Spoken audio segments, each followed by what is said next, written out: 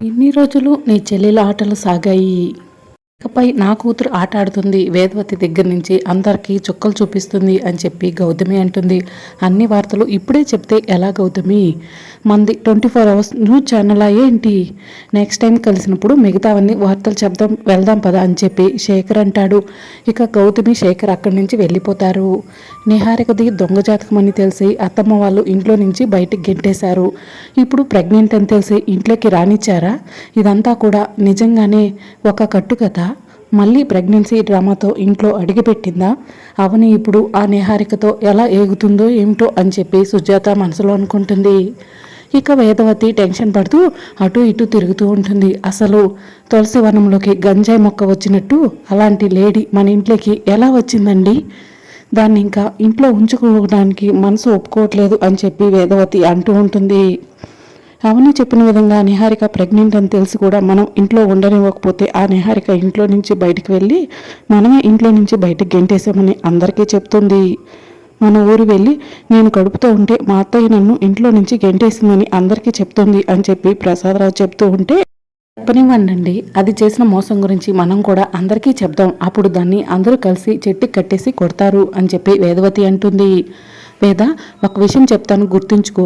ఆ నిహారిక, తన కడుపులో ఉన్న బిడ్డ, ఇద్దరు మన రక్తంలో కలిసిపోయారు. ఇప్పుడు మన సుపుత్రుడు కూడా తన భార్యకే సపోర్ట్ చేస్తున్నాడు. ఇలాంటి టైంలో మనం కావద్దు కూడదంటే రచ్చకెక్కి మన పరువు కూడా పోవడం తప్ప అంతకుమించి ఏముండదని చెప్పి వేదవతి అంటుంది. దాంది నాలాంటి జాతకమే అని మొదట్లో ఎంత బాగా చూసుకున్నామండి, అవని కంటే బాగా చూసుకున్నాం. మనలాంటి వాళ్ళు ఎలా మోసం చేయాలనిపించింది దానికి. నా తర్వాత ముక్కు పుడక అధికారం దానికే వస్తాయని అది కలలు కంటుంది. అదే కనుక జరిగితే మన పరువు, మర్యాద, గౌరవం అన్నీ కూడా మంట కలిసిపోతాయి. నాకు పిచ్చికి పోతుందండి ఆలోచిస్తే అని చెప్పి వేదవతి అంటుంది. ఇప్పుడు మనం ఎంత ఆవేశపడినా ఉపయోగం లేదు వేదా అని చెప్పి ప్రసాదరావు అంటూ ఉంటే, అలా కాదండి, అవని ఆ నిహారికను ఇంటికి తీసుకురాకుండా ఉంటే బాగుండేదని చెప్పి వేదవతి అంటూ ఉంటే, అవని చాలా పెద్దరికంగా ఆలోచించింది. అవని తీసుకురాకపోతే ఆ నిహారికే మన ఇంటి ముందు ధర్నాకి దిగేది అని చెప్పి ప్రసాదరావు అంటూ ఉంటాడు. ఆ నిహారిక కంటే ముందు మన అవనికి ప్రెగ్నెన్సీ వస్తే బాగుండేదండి అని చెప్పి వేదావతి అంటూ ఉంటే, అవనికి ప్రెగ్నెన్సీ రావడానికి ఏదైనా పూజలు ఉంటే బాగుండు అని చెప్పి ప్రసాదరావు అంటాడు. ఏవండి, మన కులకర్ణి గురువుగారు తమ్ముడు సిద్ధేశ్వర స్వామి ఉన్నారు కదా, ఆయన ఏదైనా అవసరమైతే ఫోన్ చేయమన్నారు కదా, అవనికి పిల్లలు పుట్టడం కోసం ఏదైనా పూజ చేస్తారేమో, ఒకసారి పిలిపిస్తే బాగుండని అని చెప్పి వేదవతి అంటూ ఉంటే, ఇప్పుడే ఫోన్ చేస్తాను వేదా అని చెప్పి ప్రసాదరావు అంటూ ఉంటాడు. ఇక మరోవైపు అవని ఫ్రూట్స్ కొనుక్కొని రోడ్డు మీద నడుస్తూ ఉంటే అవనికి తెలిసిన వాళ్ళు కనిపిస్తారు. ఏంటి అవని, ఎలా ఉన్నారు అని చెప్పి అడుగుతూ ఉంటే, నేను బాగున్నానండి, మీరు ఎలా ఉన్నారని చెప్పి అవని అడుగుతూ ఉంటుంది. నేను కూడా బాగున్నాను. అవును, ఏంటి ఫ్రూట్స్ కొనుక్కెళ్తాను, ఏదన్నా విశేషమా అని అడుగుతూ ఉంటారు. అవునండి అని చెప్పి అవని చెప్పడంతో, ఎన్నో నెలమ్మా అని చెప్పి వాళ్ళు అడుగుతూ ఉంటే, అయ్యో నాకు కాదండి, నా తోటి కోడలికి అని చెప్పి అవని చెప్తుంది. అవునా, నీ తోటి కోడలంటే పెద్దమ్మాయి లావణ్యకగా, తనకు పెళ్ళై చాలా రోజులు అవుతుంది, దేవుడు ఇప్పుడు కనికరించాడనమాట అని చెప్పి వాళ్ళు అంటూ ఉంటే, లేదండి, నా రెండో తోటి కోడళ్ళు నిహారికకు అని చెప్పి అవని అంటుంటే, ఆ అమ్మాయి కాస్త గడుసు అమ్మాయి అంట కదా, నేను చూస్తే అసలు ఓరవదంట కదా అని చెప్పి వాళ్ళు అడుగుతూ ఉంటే, ఒకే కడుపున పుట్టిన అన్నదమ్ములు, అక్క చెల్లెలు సఖ్యతగా ఉండట్లేదు. వేరు వేరు ఇంటి నుంచి వచ్చిన తోడికోడలు ఒకరికొకరు మనస్పర్ధ లేకుండా ఎలా ఉంటారండి అని అవని చెప్తూ ఉంటే, నువ్వు చాలా చక్కగా ఆలోచిస్తున్నావమ్మా అవని, నీలాంటి వాళ్ళను దేవుడు ఇలాంటి మంచి విషయాలు చెప్పడం కోసమే పుట్టించారేమో, నేను చూస్తే చాలా గర్వంగా ఉంది. తోటి కోడల కోసం ఫ్రూట్స్ కొని తీసుకెళ్తున్నావు అంటే ఇంకా సంతోషంగా ఉంది అని చెప్పి వాళ్ళు అంటూ ఉంటే, సరే అండి, నేను వెళ్ళొస్తాను అని చెప్పి అవని అంటుంది. ఇక నిహారిక హాల్లోకి వచ్చి కాలు మీద కాలు వేసుకుని సోఫాలో కూర్చుంటుంది. ఇది వేదవతి అడ్డా అని అందరూ కూడా అనుకుంటున్నారు. ఇకపై ఇది నిహారిక అడ్డా అని నేను కలలు కంటుంటే నన్ను ఇంట్లో నుంచి బయటికి గెంటేస్తారా? ఎంత స్పీడ్గా అయితే గెంటేశారో అంతే స్పీడ్గా ఇంట్లోకి వచ్చాను. వేదవతి, ఇకపై నీకు చుక్కలు చూపిస్తాను అని చెప్పి నిహారిక మనసులో అనుకుంటూ ఉంటుంది. ఇక అప్పుడే రాధా, లావణ్య ఇద్దరు కూడా వస్తూ ఉంటారు. చూసారా అండి, దాన్ని దర్జా చూసారా అని చెప్పి లావణ్య అంటూ ఉంటే, ఇంట్లోకి రీఎంట్రీ వచ్చింది కదా, అందుకే దర్జాగా కూర్చుంది అని చెప్పి రాధా అంటూ ఉంటాడు. దాంతో మనకి ఇంట్లో మనం వెళ్దాం పదండి అని చెప్పి లావణ్య, రాధా వెళ్తూ ఉంటారు. ఇక అప్పుడే నిహారిక, కృష్ణ బేబీ ఎంతసేపు అని చెప్పి అంటూ ఉంటే, కృష్ణ పరిగెత్తుకుంటూ జ్యూస్ తీసుకొచ్చి ఇస్తాడు. ఇంకేమైనా కావాలా బేబీ, ఆర్డర్ వెయ్యి, వెంటనే తీసుకొస్తాను అని కృష్ణ చెప్తూ ఉంటాడు. నిహారిక ఎదురుగా లావణ్య రాధాకృష్ణ వెళ్తూ ఉంటే అక్క ఎక్కడికి వెళ్తున్నావు అని చెప్పి అడుగుతూ ఉంటే షాపింగ్కి వెళ్తున్నా అని చెప్పి లావణ్య చెప్తూ ఉంటే నేను రానా అని చెప్పి నిహారిక అడుగుతూ ఉంటే నేను నా భర్త వెళ్తున్నాను కనిపించట్లేదా అని లావణ్య అంటుంది. నీతో ఒక 2 నిమిషాలు మాట్లాడాలి, టైం ఇస్తావా అని నిహారిక అడుగుతుంటే ఏంటో చెప్పు అని చెప్పి లావణ్య అంటుంది. నీకు పిల్లలు పుట్టే యోగం లేదు, నా పక్కనుండు, నీకు మంచి బెనిఫిట్స్ కల్పిస్తాను అన్నాను. ఆ రోజు ఏమన్నావు ఒకసారి గుర్తు చేసుకో అని నిహారిక అంటూ ఉంటే ఆ రోజు జరిగిన విషయాలన్నీ కూడా లావణ్య గుర్తు తెచ్చుకుంటుంది. నీకంటే అవనికంటే ముందు నేను పిల్లలకు అనబోతున్నాను, ఆ అధికారాన్ని ముక్కు పొడుగును సొంతం చేసుకోబోతున్నానని లావణ్య చెప్పిన మాటలు గుర్తు చేసుకుంటుంది. లావణ్య అంటే ఫ్లవర్ కాదు ఫైర్ అన్నావు, ఇప్పుడు ఆ ఫైర్ ఏమైంది అని చెప్పి నిహారిక అడుగుతూ ఉంటే ఆరిపోయింది అని చెప్పి కృష్ణబాబు చెప్తూ ఉంటాడు. వెళ్ళడానికి జీత కడిగేయవు, నువ్వు కూడా నా మీద సెటర్లు వేస్తున్నావా అని చెప్పి రాధా అంటాడు. అప్పుడే శ్రీకర్ వచ్చి అన్నయ్య వదులంటే తల్లిదండ్రులతో సమానం, కాస్త వాళ్ళకి గౌరవం ఇవ్వు అని చెప్పి చెప్తూ ఉంటాడు. గతంలో మీరు ఇలాంటి ఓవర్ యాక్షన్లు చాలా చేసి పోల్తా పడ్డారు అని శ్రీకర్ అంటూ ఉంటే ఇప్పుడు మా టైం నడుస్తుంది అని చెప్పి అని కృష్ణబాబు అంటూ ఉంటే అప్పుడే వేదవతి ప్రసాదరావు వచ్చి వినాశకాలే విపరీత బుద్ధి, ఇదే నీ నాశనానికి చేరువైతుంది అని చెప్పి ప్రసాదరావు అంటాడు. నీకు ప్రెగ్నెన్సీ రావటం నీ అదృష్టమేమో కానీ నీకు అధికారం వస్తుందని కలలు కనుకు అని చెప్పి వేదవతి అంటుంది.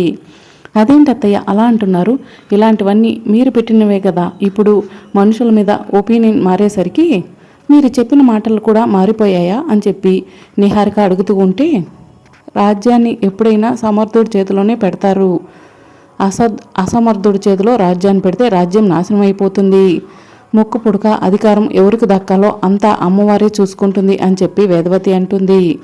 బేబీ ఇదంతా అవని ట్రైనింగే అని చెప్పి కృష్ణబాబు అంటూ ఉంటాడు. నా అవని ఇలా ఆలోచిస్తే ఎప్పుడూ ఈ ఇంటిని గుప్పెట్లో పెట్టుకుంటుంది, నా అవనిలాగా ఆలోచించాలంటే మీకు మరో జన్మ కావాలి. ఇప్పుడు కూడా అవని ఎక్కడికి వెళ్ళిందో తెలుసా, నీ భార్య నిహారికకు ఫ్రూట్స్ తేవడానికి వెళ్ళింది అని చెప్పి శ్రీకర్ అంటాడు.